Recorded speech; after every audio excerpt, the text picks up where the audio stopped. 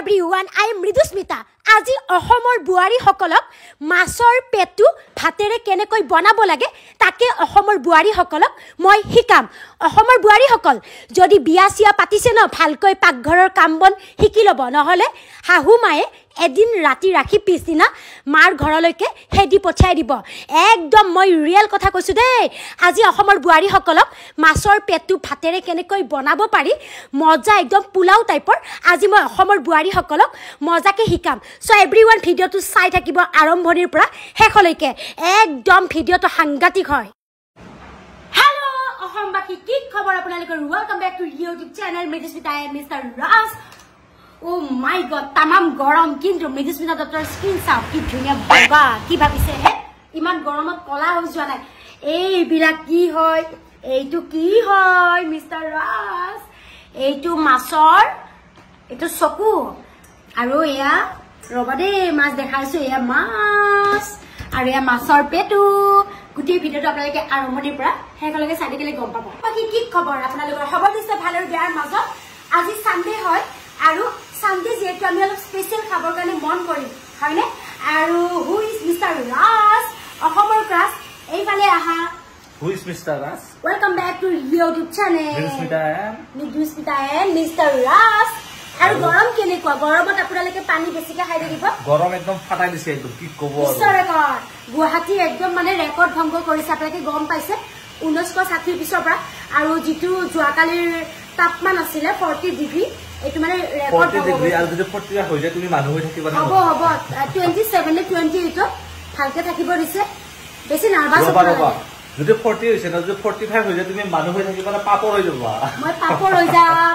বাকি যে নহওক ফ্ৰিজলৈকে আগবাঢ়ো। আজি সানডে হয় আৰু ধুনীয়াকে সানডে বুলি ও মা প্ৰথমতে ঘুমাই দিছো অকমান গৰম মানে আৰু ফ্ৰেছ ফ্ৰিজটো খুলিছো আৰু যিহেতু সানডে হয় মিষ্টাৰ ৰাজ আৰু মই আজি অকমান স্পেচিয়েল খাম। এয়া ধুনীয়াকে কাটি দিছো এইটো ইয়াতে ওলাই দিছো আৰু মেইন বস্তুটো এইয়া মাছ। এয়া মাছৰ পেটু। মাছৰ পেটু কাৰ কাৰ প্ৰিয় জলদি কমেন্ট কৰক। মই ধুনীয়াকে পোলাও বনাম। ৰাতিৰে ভাত থৈ দিছিলো আৰু এই মাছ আৰু তোমাৰ কি লাইটৰ বিল তোমাৰ দেউতাৰে দিব লাগিব ফিজটো হল কাৰণে বন্ধ হ'ব। দি কৰি আছো আৰু ধুনীয়াকে পানী চানি খাই আছো আৰু এয়া এতিয়া ৰাজদাই ঠাণ্ডা বনাব ধুনীয়াকে ওলাই দিছো। এইকাৰণে ৰাজদা বনাই দিবানে? ছোটি বাচ্চি হো কিয়া? বনাই দিম। আজি মই নবনাও তুমি বনাইছো কেনেকুৱা হৈ চাও নে কি কোৱা? আজি পোলাওটো মই বনাম। এয়া ধনিয়া আৰু বাকিখন মাৰি দিছো। এতিয়া তুমি মাছৰ পেটুৰে কি বনাবা? এইফালে আহা পো আৰু ধুনীয়াকে মই মাছৰ পেটু এয়া জলকীয়া নহৰু আদা নহৰু ইয়াত পিয়াজ আৰু এইখিনি মাছৰ পেটু ঠিক আছে এইখিনি মই ওলাই থৈছো আৰু ইয়াতে আছে এয়া পোলাও আৰু গোটেইখিনি দেখুৱাই নাথাকো বহুত দেৰি হৈ যাব। অলৰেডি বহুত দেৰি হৈছে। এতিয়া সময় হৈছে 4টা বাজিব 10 মিনিট আছে। গতিকে চাওকচোন এই ৰ'দটো চাওক। অ মা আমাৰ সূৰ্য দেৱতা। বাকী যিয়ে নহওক এয়া মাছ এয়া ধুনীয়াকে মাছ এতিয়া ফ্ৰাই কৰিম। 4টা বাজিব কেই মিনিট আছে? 10 মিনিট মান আছে। এই 4টা বজাত তুমি ভাত খাবা মোক? উপায় নাই ইমান গৰম ন। ইটো সিটো খাই আছো আমি। দিনটো কি কৰি আছিলা? ৰেষ্ট লৈ আছো আৰু বহুত বেছি গৰম আৰু গৰমত একদম পকি গৈছো কিবা হৈ গৈছো আৰু ধুনীয়াকে আপোনালোকে ধুনীয়াকে কি খবৰ আমাক জনাব। এতিয়া বেছি কথা কৈ নাথাকো ন মিষ্টাৰ ৰাজ। এইফালে ধুনীয়াকে আছো আমি দুজনে আৰু সময় পালে বাহিৰতো খাব লাগে আৰু ইমান গৰমত ৰেষ্টুৰেণ্ট বেছি নাখাব আৰু বেছি ঠাণ্ডা পানী খাই নাথাকিব। বেছি নাৰ্ভাছ হ'ব নালাগে। যিটো হৈছে হৈয়ে আছে আৰু উপায়টো নাই ন। এয়া আমি প্ৰকৃতিক কৰা অন্যায় আৰু প্ৰকৃতি আমি যে কওঁ কৰ্মৰ ফল আমি এদিন পামে। চ' প্ৰকৃতি চা গছ বন কাটি ব্ৰিজ বনাই আছে। চ' অসমবাসী চৰকাৰৰ ভাল কামটোক চেলুট দিম আৰু বেয়া কামটোক একদম চেলুট নিদিও। প্ৰথম কথা ইমান গছ বন কাটিছে ন তেওঁলোকে অশান্তি দিনক দিনে গৰমটো বাঢ়ি গৈছে আৰু মোৰ যে কণ কণ ছাত্ৰ ছাত্ৰীসকলৰ কাৰণে বহুত বেয়া লাগিছে। তাৰ ওপৰত বেলেগ ভিডিঅ' আহিব আপোনালোকে চাই থাকিব। গতিকে দেৰি নকৰো বনোৱা সোনকালে বনোৱা। অকল মই পোলাওটো বনাও।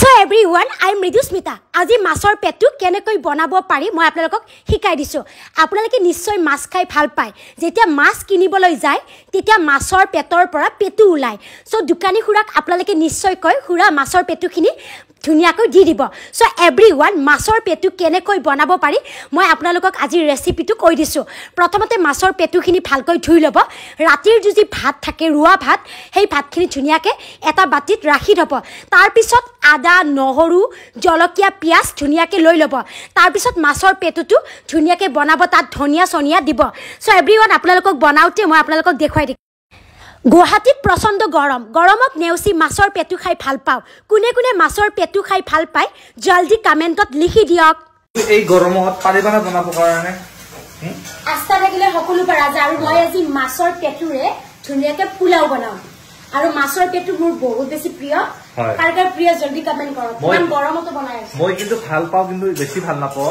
মই কিন্তু এই বেছি ভাল পাই ন তোমাৰ অসুখ হৈ যায় মই বেছি ভাল নাপাওঁ মাছৰ পেটুটো অলপ চলপ খাওঁ দুখোৱা নহয় কিন্তু একদম এক্সাইটেড নহয় আৰু নে কি কোৱা আৰু ধুনীয়াকৈ তুমি বনাই আছা পুৰা গৰমত কেনেকুৱা লাগিছে ফিলিংছ বঢ়িয়া লাগিছে ন বঢ়িয়া সব অভিজ্ঞতা থাকিব লাগে বঢ়িয়া গুড আৰু নাজানো মাছৰ পেটুটো ভালকে গুছাব পাৰিছো নে পাৰা নাই মাৰ দৰে নহয় ন যদি গুছাব পৰা নাই পুৰা তিতা হৈ যাব তিতা কি কৰিম এতিয়া কোৱা পাৰিবা নে নোৱাৰা তুমি মই দেখা যাও বঢ়িয়া আৰু আপোনালোকে ভিডিঅ'টো সম্পূৰ্ণ চাই থাকিব দেই একদম এও হৈছে অসমৰ ক্ৰাছ মিষ্টাৰ ৰাজে একদম গৰম দেখা পাই মোক সহায় কৰিম বুলি পাকঘৰত নিজে ৰন্ধা বঢ়াত লাগি গ'ল thank you so much my hubby মানে হাজবেণ্ড আৰু মিষ্টাৰ ৰাজে অসমৰ বোৱাৰীসকলক মাছৰ পেটু কেনেকৈ বনাব পাৰি ধুনীয়াকৈ দেখুৱাই দিয়ে সঁচাকৈ কৈছোঁ মিষ্টাৰ ৰাজে ফাইনেলি মাছৰ পেটু মজাকৈ বনালে এতিয়া ইয়াতে ধনিয়া চনিয়া দিছে অসমৰ বোৱাৰীসকল ভালকৈ শিকি লওক আজি মাছেৰে কি মাছেৰে জহা ভোল আৰু ধুনীয়াকৈ আলু দিছো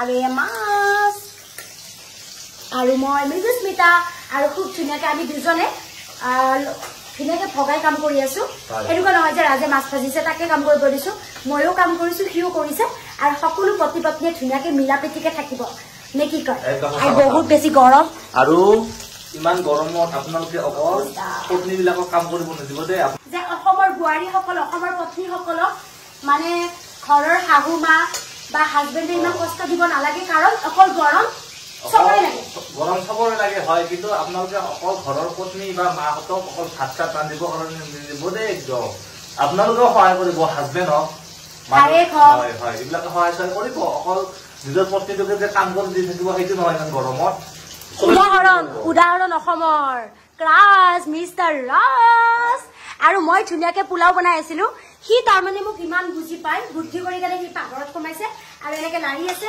মোক কৈছে আৰু তুমি বেলেগ এটা কাম কৰাচোন না তাৰ দুখ লাগিছে কাৰণ আজিৰ দিনটো সি মোৰ লগত থাকে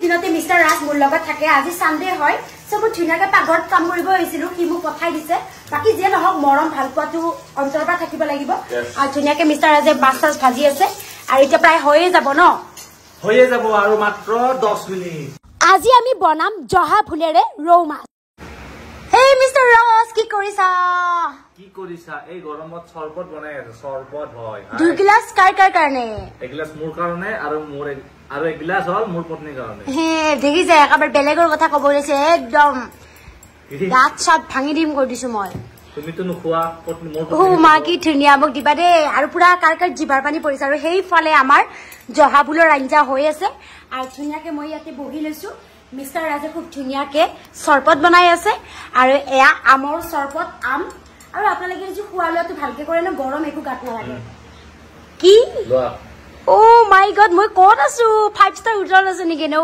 মাই গড কেনেকুৱা লাগিছে ভাল লাগিছে নে ওকে এই একো নহয় নেমু চাওক নেমুটো এনেকে দি দিছে ৰাজে আৰু ধুনীয়াকৈ ৰাজা কেনেকুৱা দিল গাৰ্ডেন কি আৰু এই গিলাসত বাহিৰত কিমান টকা ল'ব বাহিৰত যদি খোৱা তুমি এই গিলাসত ল'ব 150 বেছিয়ে ল'ব তাতে গৰম গতিকে নিজে ঘৰত ধুনীয়াকৈ চৰবত আনিব খাব নেমু কিনিব দেই নেমু এইয়া চাও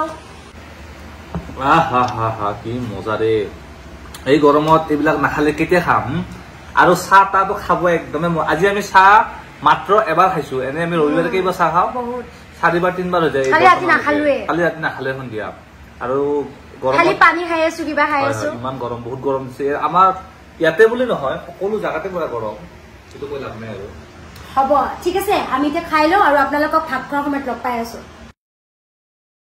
আৰু মিষ্টাৰ ৰাজে ধুনীয়াকৈ জহা ফুলেৰে ৰৌ মাছ বনাইছে আৰু মই এনে এবাৰ লাৰি দিব আহিছোঁ থেংক ইউ ছ' মাছ আজি ছানডে বুলি মিষ্টাৰ ৰাজে মোক ধুনীয়াকৈ বনাই খোৱালে আৰু জহা ফুলত ধুনীয়াকৈ বিলাহী এটা ভাঙি দিছে কোনে কোনে জহা ফুলৰ সৈতে ৰৌ মাছ খাই ভাল পায় এয়া ফাইনেল লুকটো মানে এয়া পোলাও মাছৰ পেটুৰে ধুনীয়াকৈ পোলাও বনাইছে আৰু থেংক ইউ অসমবাসী কেনেকুৱা লাগিছে আৰু এতিয়া খোৱাহে হেল্ল' ফাইনেলি আমাৰ হেপী ছানডে আৰু একদম ফাইনেলি ভাত আঞ্জা পুৰা ৰেডি আৰু আপোনালোকক আৰম্ভণিখিনি দেখুৱাইছিলোঁ আজি যিহেতু ছানডে আমি অলপমান স্পেচিয়েল বনাইছোঁ আৰু এয়া মাছৰ পেটু খুব ধুনীয়া হৈছে চাওক কালাৰটো দেখিছেনে আপোনালোকে অলপমান লৈ লৈছোঁ আৰু আজি আমি এঠাইলৈ যাম বেছি ভাত লোৱা নাই এতিয়া ৰাতি 6টা বাজিছে আৰু একদম ৰিয়েল কথা কৈছোঁ আৰু এয়া মাছৰ চাওক এয়া জহা ফুলেৰে মাছ দেখিছে আপোনালোকে আৰু ধুনীয়াকৈ অকণমান আঞ্জা লৈ লৈছোঁ বাৰু আৰু মই একদম সৰু মাছটোকো লৈ লৈছোঁ